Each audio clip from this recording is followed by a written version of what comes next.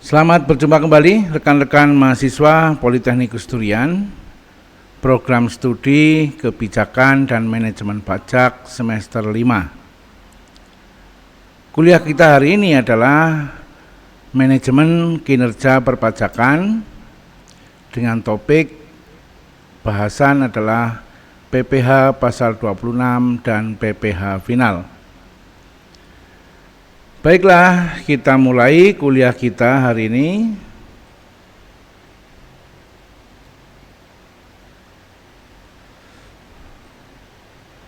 Pertama kita akan bahas adalah PPh pasal 26.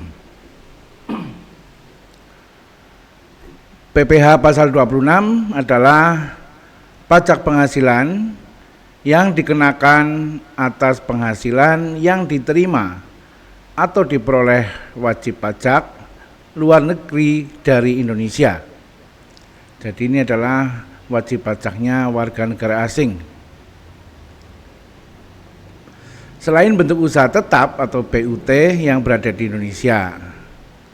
Jadi pajak untuk warga negara asing selain perusahaan milik Indonesia. PPh pasal 26 diatur dalam Undang-Undang Nomor 36 Tahun 2008 tentang pajak penghasilan.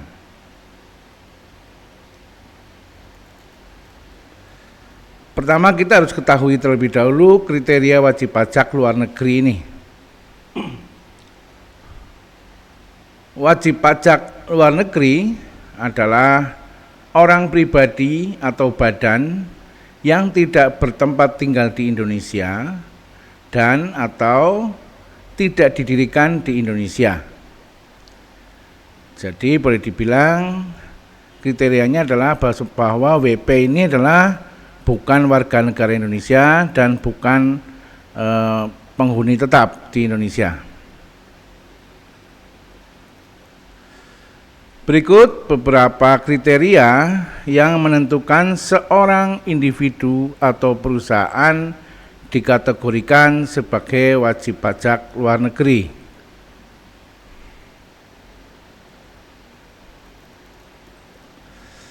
Yang pertama untuk individu, kriterianya adalah tidak bertempat tinggal di Indonesia selama 183 hari atau lebih dalam jangka waktu 12 bulan berturut-turut.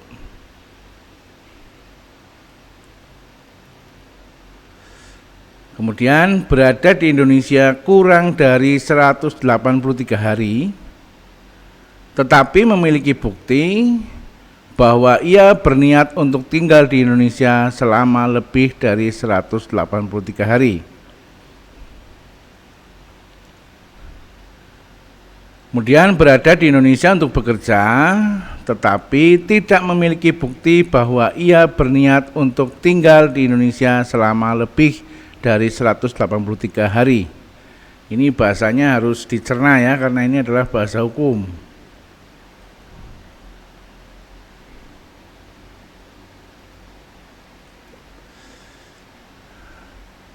Kriteria kedua adalah untuk badan. Tidak didirikan di Indonesia, artinya perusahaan itu tidak ada di Indonesia. Atau didirikan di Indonesia tetapi tidak memiliki pengurus dan atau tempat kedudukan di Indonesia. Nah, ini juga harus dicermati ini. Didirikan di Indonesia tapi tidak memiliki pengurus dan tempat kedudukan di Indonesia.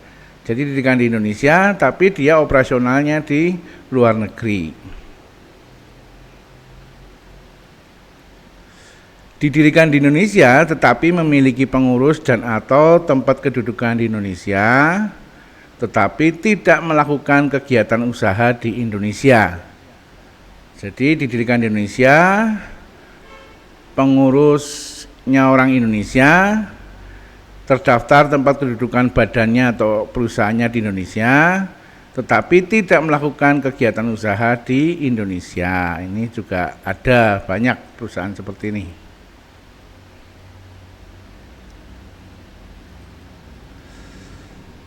Pembahasan berikutnya adalah objek pajak PPh pasal 26.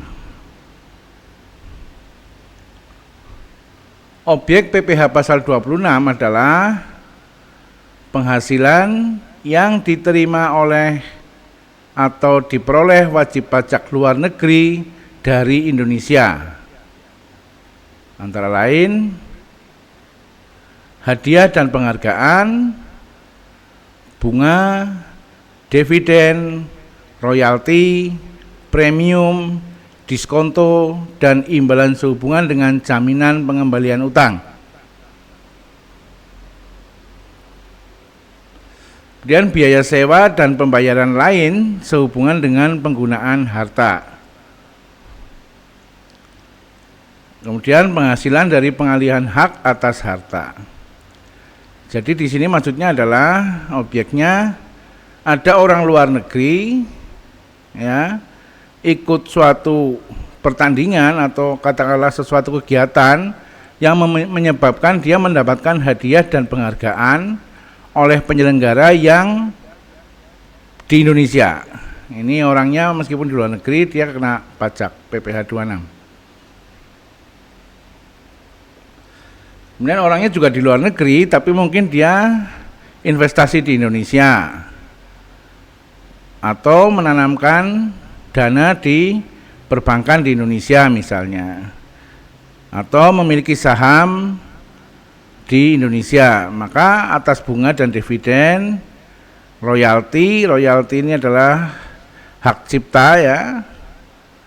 Ini apabila mendapatkan hal-hal seperti itu dari Indonesia, maka dia kena pasal 26 atau sebagai objek PPh pasal 26.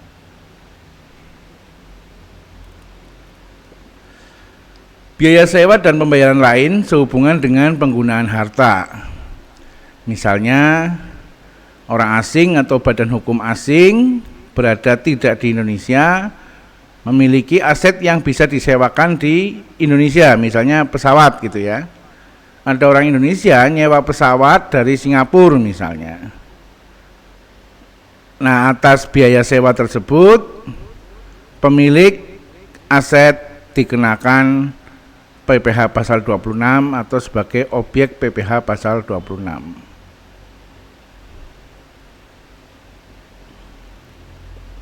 Kemudian penghasilan dari pengalihan hak atas harta. Ya, ini misalnya orang asing ini misalnya membeli aset dari orang Indonesia, maka dia juga kena sebagai objek PPh pasal 26.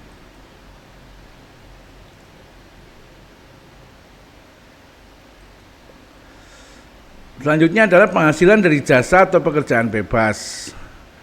Ya, situasi seperti sekarang di mana orang bisa memberikan jasa atau pekerjaan bebas tanpa harus datang ke Indonesia, bisa saja dari jasa pembuatan sistem atau pembuatan aplikasi dan sebagainya. Itu juga apabila pemesannya orang Indonesia, dia juga kena pasal 26 dari penghasilannya.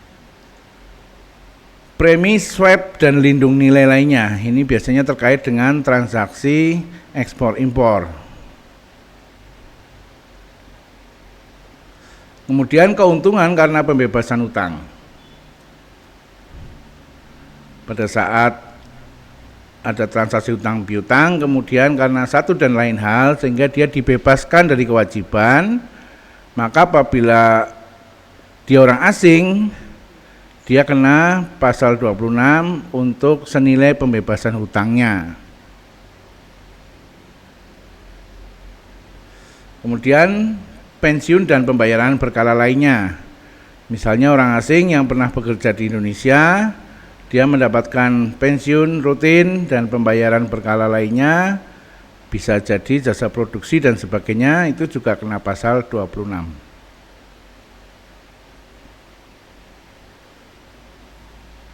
Pembahasan berikutnya adalah tarif PPh pasal 26. Tarif PPh pasal 26 umumnya adalah 20% dari penghasilan bruto. Namun Tarif ini dapat berbeda tergantung pada jenis penghasilan dan ketentuan dalam Persetujuan Penghindaran Pajak Berganda atau P3B yang telah disepakati antara Indonesia dengan negara domisili wajib pajak luar negeri. Jadi Indonesia juga ada beberapa perjanjian P3B dengan negara-negara asing.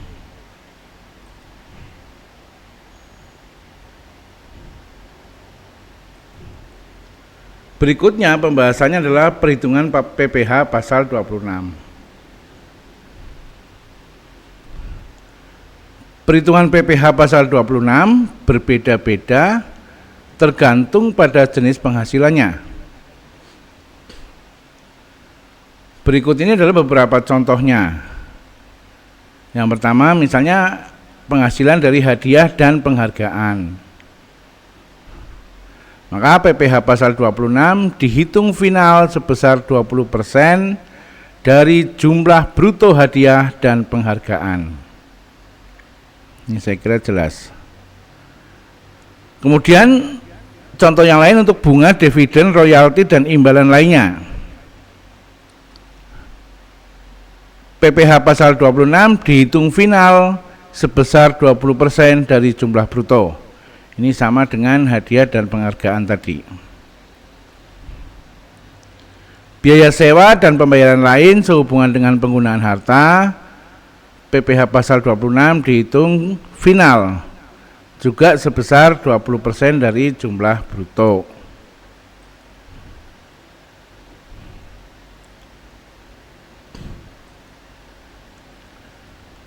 Contoh lainnya adalah penghasilan dari pengalihan hak atas harta.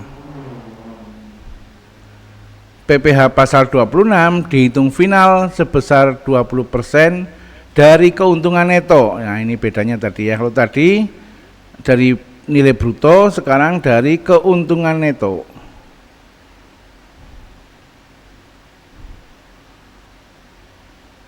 Kemudian penghasilan dari pekerjaan bebas. PPh pasal 26 dihitung neto dengan tarif progresif sesuai dengan Undang-Undang Pajak Penghasilan. Tarif progresif ini pernah kita bahas pada saat kita membahas PPh pasal 21.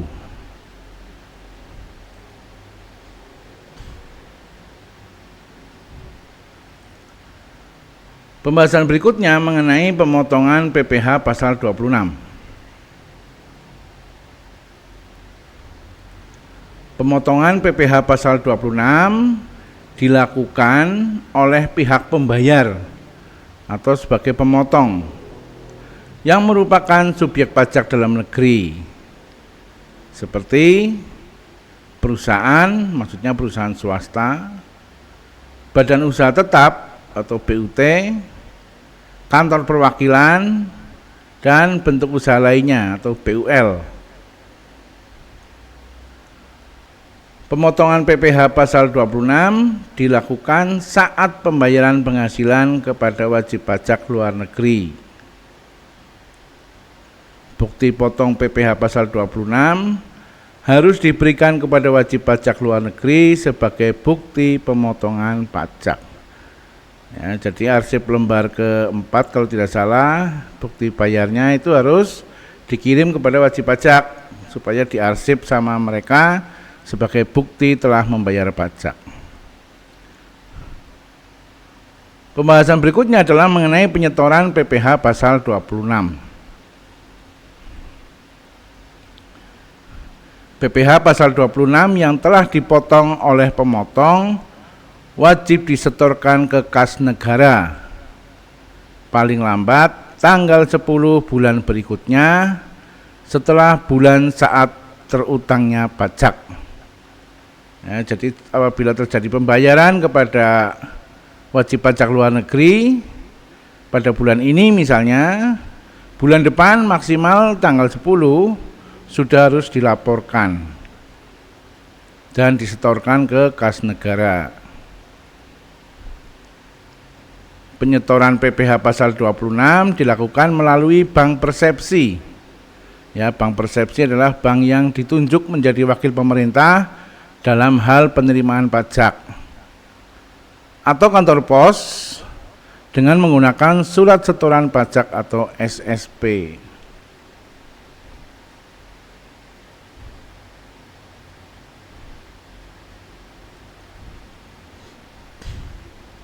Berikutnya adalah pelaporan PPh pasal 26.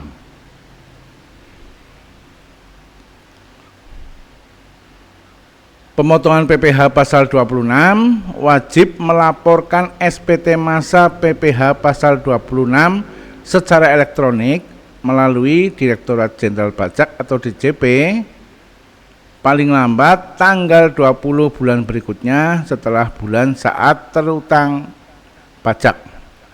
Jadi kalau setorannya maksimal tanggal 10, laporannya maksimal tanggal 20 bulan berikutnya. Kemudian sanksi.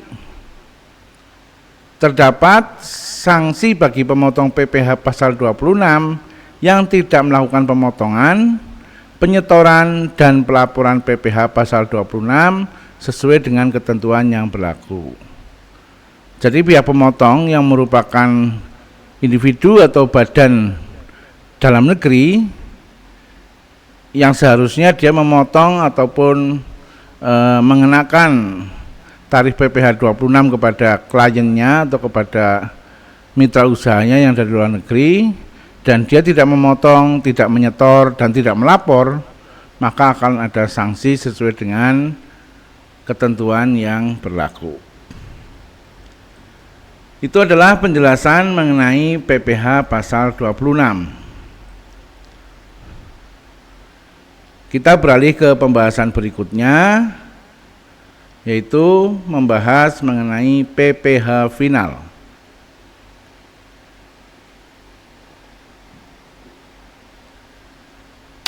PPh final atau pajak penghasilan merupakan pajak yang dikenakan oleh wajib pajak baik pribadi maupun badan atas penghasilan yang diperoleh dalam 1 tahun pajak.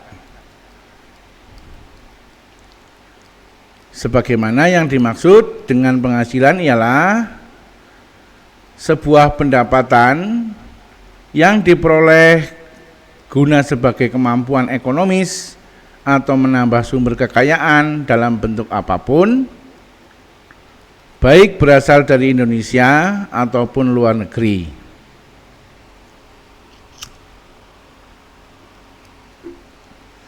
Pajak penghasilan atau PPh ini terdapat beberapa jenis yang perlu diketahui oleh setiap WP atau wajib pajak, yaitu PPh 21, PPh 22, PPh 23, PPh 25, dan PPh 29. Jadi PPh final ini bukan jenis produk PPh ya, tapi sifat ya. PPh yang bersifat final. Ya. Sekali pungut.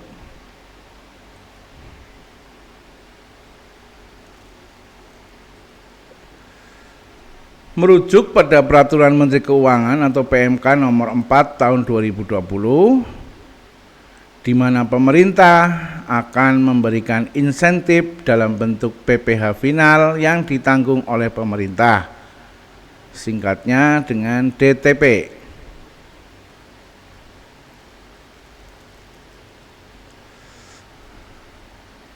Insentif tersebut diberikan kepada pelaku usaha mikro atau kecil hingga menengah,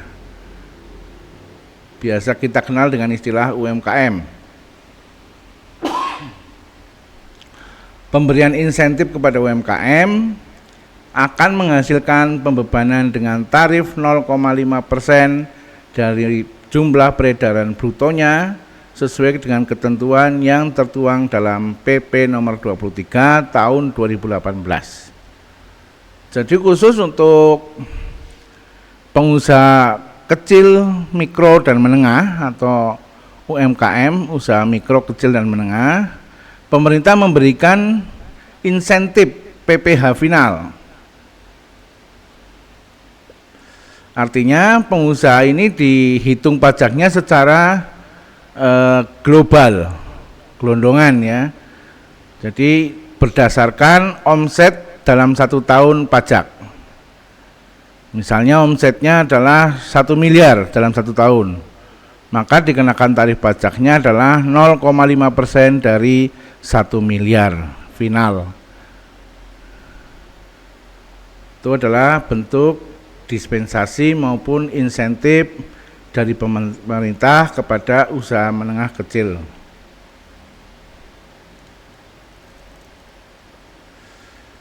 Selain itu, pemberian akan dilakukan dalam jangka waktu 6 bulan. Lantas apa sebenarnya PPh final itu? Mari kita bahas lebih lanjut.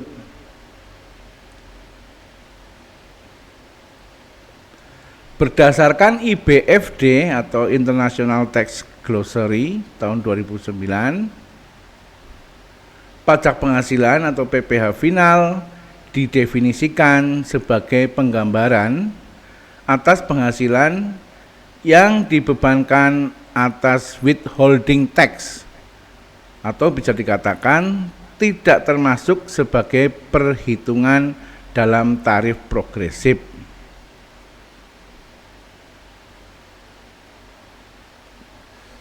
PPh final itu sendiri memiliki perbedaan dengan ataupun terhadap PPh tidak final. Sehingga dalam perhitungannya kedua PPh tersebut memiliki perbedaan. Jadi PPh final ini adalah, sekali lagi saya sampaikan, bukan produk ataupun jenis PPh, tetapi adalah sifat dari PPh, yaitu sifatnya final.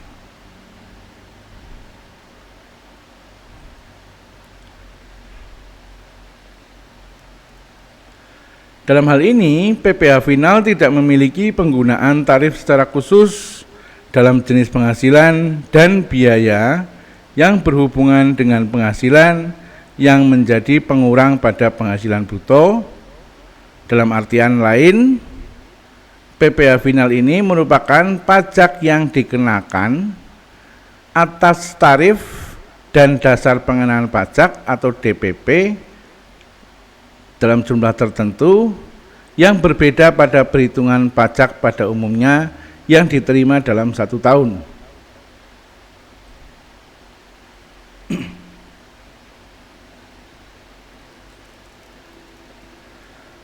Pembayaran atau penyetoran yang dilakukan atas PPh final, baik disetor ataupun dipotong sendiri, tentunya bukan termasuk dalam pembayaran di muka atas PPh terutang, melainkan sebagai pelunasan.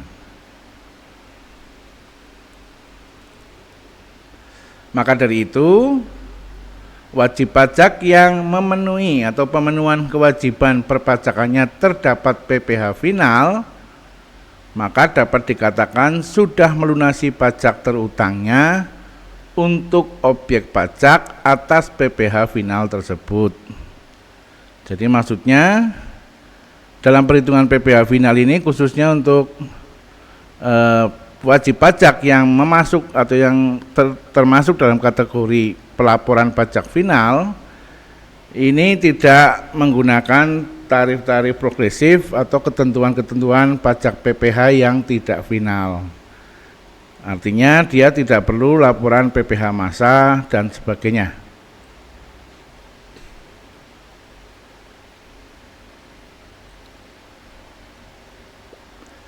Dalam hal ini, penyetoran yang tidak diikutsertakan sebagaimana yang telah dijelaskan tetap harus dimasukkan dan dilaporkan ke dalam SPT atau surat pemberitahuan.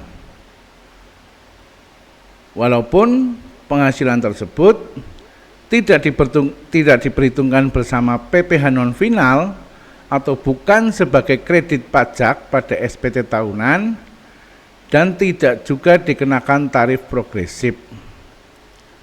Dengan begitu, arti dari kata final yang dimaksud mengacu dalam kewajiban yang sudah selesai ataupun berakhir.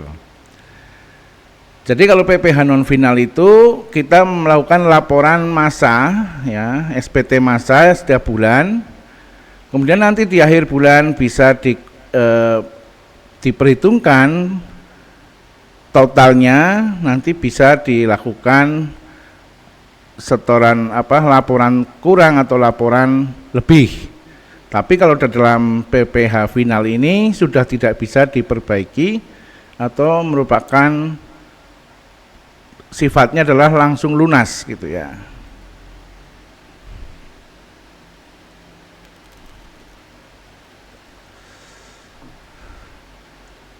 Adapun kategori dalam pajak penghasilan final ini, di mana kategori tersebut terbagi menjadi dua kategori berbeda atas mekanisme pengenaan pajaknya. Berikut ini penjelasannya. 1. PPh final yang dipotong pihak lain.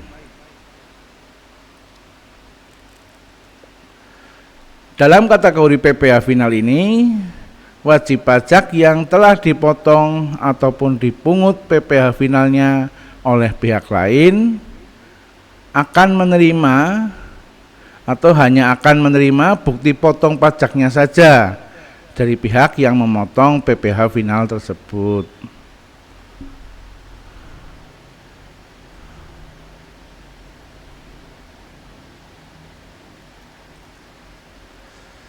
Kemudian yang kedua adalah PPh final yang disetor sendiri. Dalam kategori PPh final ini, wajib pajak yang menjadi pihak pemotong ataupun pemungut PPh final. Jadi artinya WP-nya ini motong dan nyetor sendiri, tidak dipungut ataupun dipotong oleh pihak lain. Maka diharuskan melakukan penyetoran pajak yang telah dipotong kepada kas negara. Artinya dia setor langsung kepada kas negara melalui bank persepsi maupun kantor pos.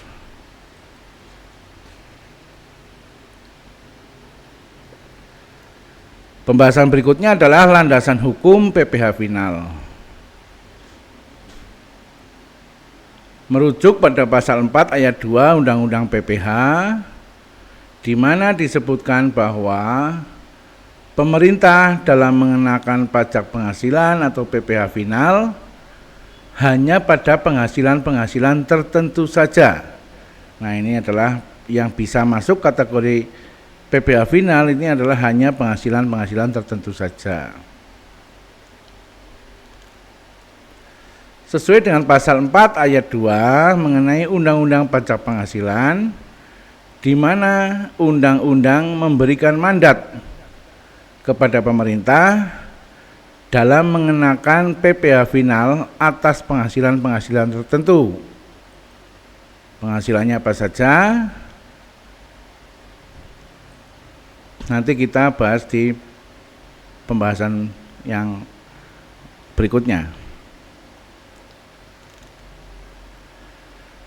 Dalam hal ini pemerintah menerbitkan peraturan pemerintah atas pengenaan PPh final.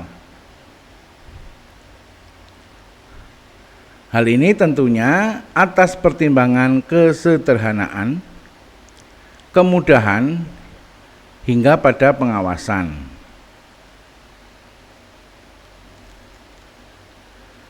Secara umum, pengenaan PPh final telah dijelaskan ketentuannya dalam pasal 4 ayat 2. Kendati demikian, PPh final juga terdapat dalam pasal lain, yaitu dalam PPh pasal 15, pasal 19, pasal 21, pasal 22, pasal 23 hingga dalam pasal 26 Undang-Undang Pajak Penghasilan.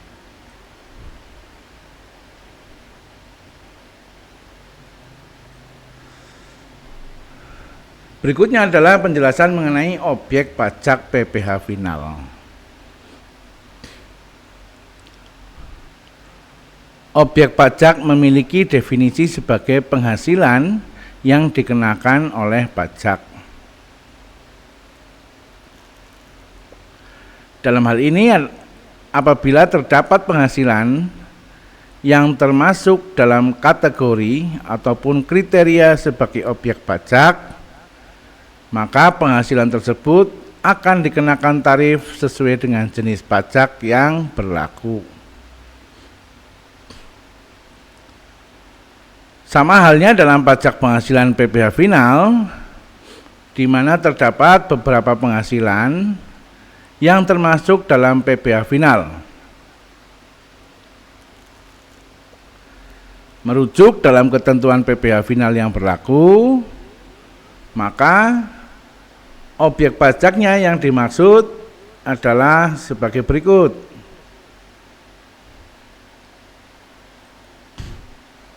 Yaitu yang termasuk dalam PPh final adalah bunga deposito, pajak atas bunga deposito atau tabungan, diskonto sertifikat Bank Indonesia, serta jasa giro dengan tarif sebesar 20%. Jadi misalnya teman-teman punya tabungan di bank ya, coba lihat di setiap akhir bulan, pasti ada pengenaan pajak bunga ya, yang besarnya 20% dari pendapatan bunga saat itu. Itu termasuk dalam kategori pajak final. Kemudian kategori yang kedua adalah PPh atas bunga obligasi atau surat utang dengan tarif sebesar 10-20%.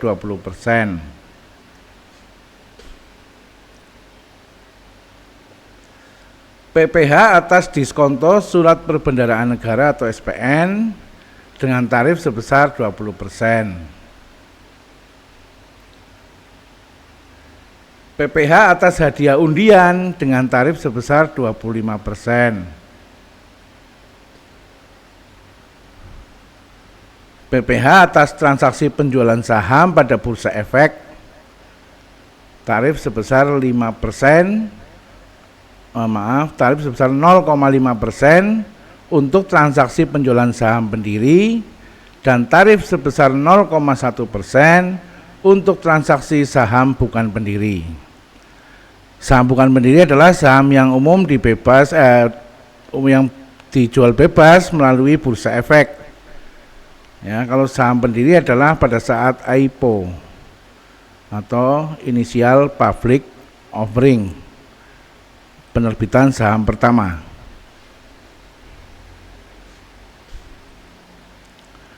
Berikutnya adalah PPh atas penghasilan perusahaan modal ventura dari penjualan saham atau pengalihan penyertaan modal pada perusahaan pasangan usahanya dengan tarif sebesar 0,1%. Jadi misalnya dalam satu perusahaan saya pemilik saham, kemudian saham saya jual kepada sama-sama pemegang saham di perusahaan tersebut.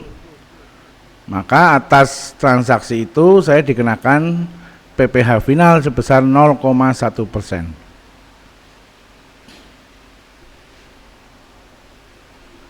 Kemudian PPh atas persewaan atas tanah dan atau bangunan dengan tarif sebesar 10%.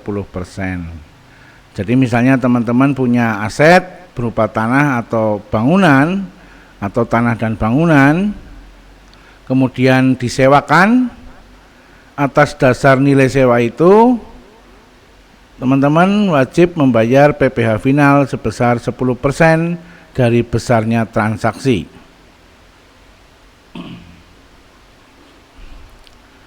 PPh atas pengalihan hak atas tanah dan atau bangunan, dalam hal ini termasuk usaha real estate dengan tarif sebesar 5%.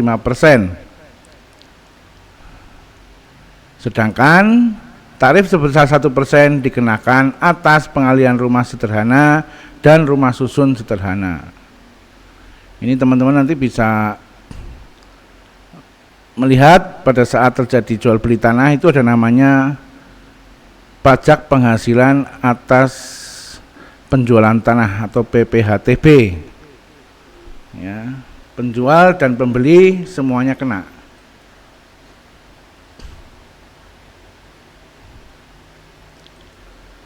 Kemudian PPh final adalah PPh atas penghasilan dari usaha dalam bentuk jasa konstruksi. Ya, misalnya teman-teman ini sebagai kontraktor yang mendapatkan pekerjaan pembangunan, maka tarifnya adalah sebesar 1,75% dikenakan terhadap pelaksana jasa konstruksi kecil dengan sertifikasi. Kategori konstruksi kecil dan sebagainya bisa dilihat di OSS ya, atau pengelompokan jenis usaha. Kemudian tarif sebesar 4% dikenakan terhadap pelaksana jasa konstruksi tanpa sertifikasi. Jadi kalau kita punya sertifikasi sebagai keahlian ya, sertifikasi keahlian sebagai pelaksana bangunan, pajaknya hanya dikenakan 1,75. Tapi kalau tidak memiliki sertifikasi tersebut, pajak yang dikenakan adalah 4%. Dan tarif sebesar 2,65% dikenakan terhadap pelaksana konstruksi menengah dan besar. Kalau kecil tadi 1,75 dan menengah dan besar kena 2,65. Tarif sebesar 2,65% dikenakan atas penyedia jasa yang mempunyai sertifikasi badan usaha atau SBU.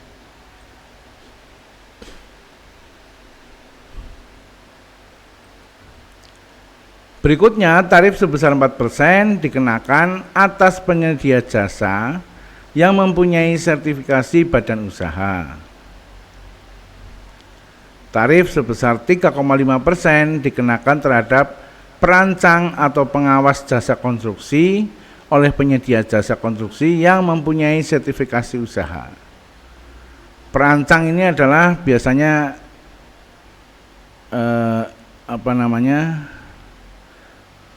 pembuat gambar ya. Kemudian pengawas adalah konsultan.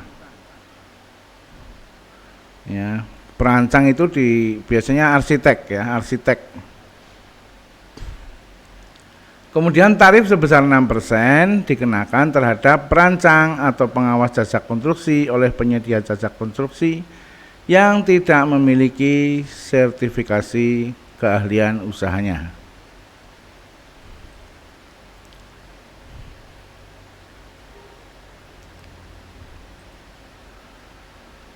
PPh atas penghasilan perusahaan penerbangan yang dilakukan di dalam negeri dengan tarif sebesar 1,8%. PPh atas penghasilan perusahaan pelayaran yang dilakukan di dalam negeri dengan tarif sebesar 1,2%.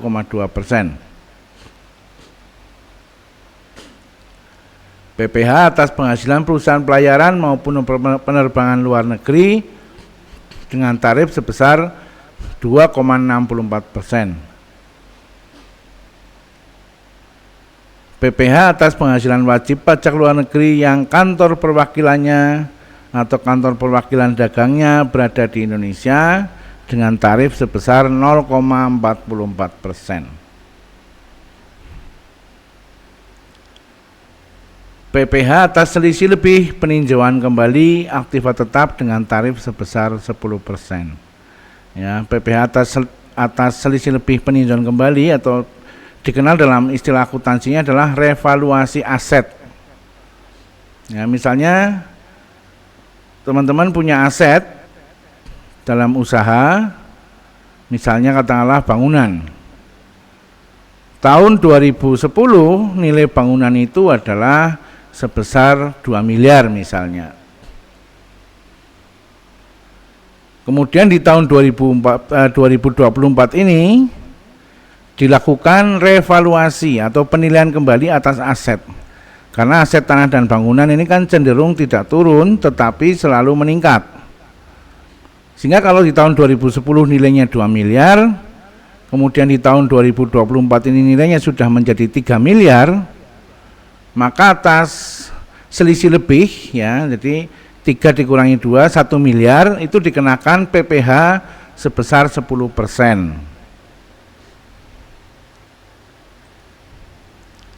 Jelas saya kira untuk PPh atas selisih lebih ya. Berikutnya kita akan membahas contoh perhitungan PPh final. Seperti yang sudah dijelaskan sebelumnya, berikut terdapat beberapa contoh perhitungan atas PPh final dalam jenis penghasilan sebagai berikut. Contoh pertama adalah bunga deposito.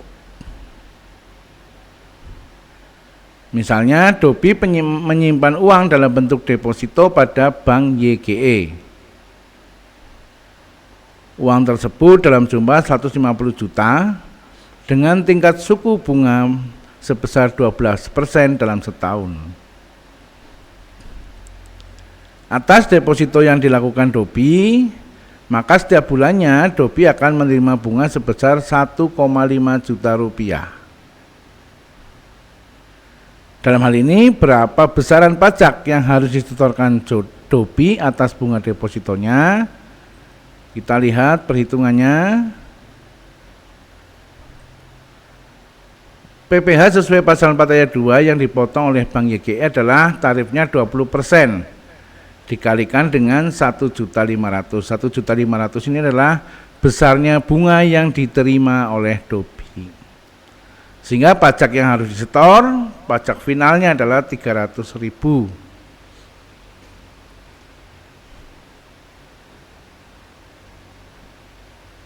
Kalau dihitung dalam 1 tahun, karena tadi 1,5 juta ini kan untuk 1 bulan ya. Kalau dihitung dalam 1 tahun, finalnya adalah 300.000 dikalikan 12 bulan. Nilainya menjadi 3.600.000.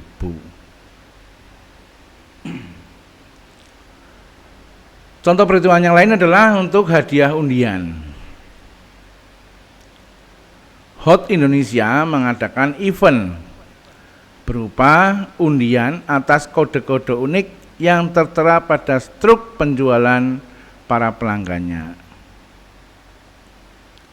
Hadiah atas kode-kode unik tersebut senilai 200 juta rupiah.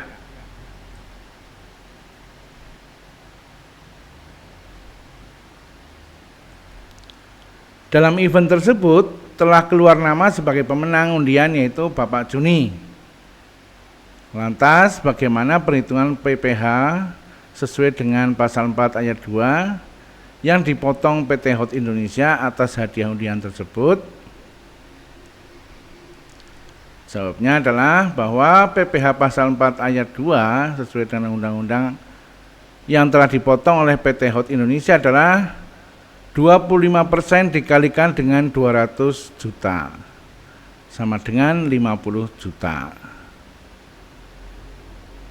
Maka besaran pajak yang dipotong oleh PT HOT Indonesia atas undian tersebut sebesar 50 juta. Karena undian itu kan hanya sekali ya, tidak setiap bulan.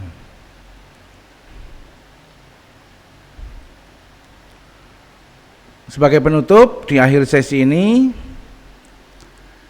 PPh pasal 26 merupakan salah satu jenis pajak yang penting untuk dibayarkan oleh wajib pajak luar negeri.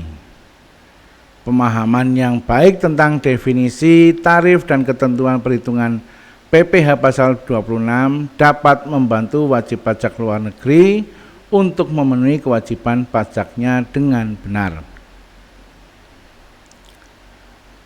Berikut sesuai dengan penjabaran di atas mengenai PPh final. PPh yang dikenakan atas final dapat disimpulkan bahwa pengenaan PPh final merupakan bentuk pengenaan pajak yang pengenaannya sudah dalam bentuk final atau berakhir. Kalau bahasa anak gaul sekarang adalah no debat. Tidak boleh ada gugatan keberatan pajak dan sebagainya. Dengan tidak diakumulasikan dengan penghasilan non final, jadi tidak bisa dicampur dengan perhitungan PPh non final atau dengan penghasilan lain yang dikenakan tarif umum dalam SPT tahunan. Jadi jenis-jenis penghasilan tadi ya kayak bunga deposito, pajak hadiah, undian dan sebagainya itu tidak dicampur sebagai penghasilan-penghasilan lain yang tidak termasuk di dalam PPh non final. Begitu juga pada biaya untuk menghasilkan, menagih, maupun memelihara penghasilan tersebut tidak dapat menjadi pengurang penghasilan bruto. Ya, jadi misalnya teman-teman ikut lomba balapan mobil, kan pasti mengeluarkan biaya itu. Nah, biaya-biaya itu tidak bisa dijadikan sebagai pengurang pajak PPh normal atau PPh non final. Tidak dapat mengurangi penghasilan bruto dalam penghitungan PPh non final. Singkatnya, PPh final tidak dapat dikreditkan atau sebagai pengurang dalam total PPh terutang pada akhir tahun pajak. Jadi jenis-jenis PPh final ini terpisah dari penghasilan rutin atau penghasilan normal yang dikenakan PPh sesuai dengan ketentuan undang-undang.